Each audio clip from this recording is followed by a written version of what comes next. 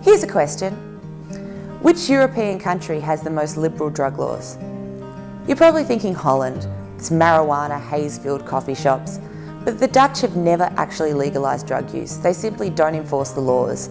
The correct answer is Portugal, which in 2001 became the first European country to officially abolish all criminal penalties for personal drug possession, including heroin, marijuana, cocaine and methamphetamine. So why did they do this? And why is the Australian Sex Party fighting for the same changes to be made in Australia? Let's look at the facts. At the time, Portugal had some of the highest levels of hard drug use in Europe.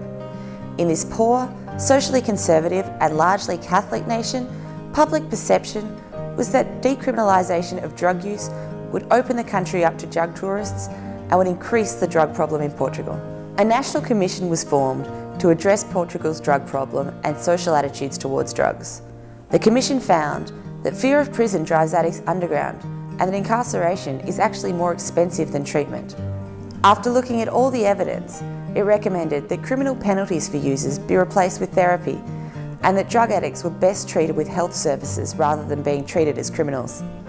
In Portugal today, people found in possession of a small amount of drugs are sent to a panel consisting of a social worker, a psychologist and a legal advisor for appropriate treatment instead of jail time. The question for Australia is, does this work? Let's have a look at the results.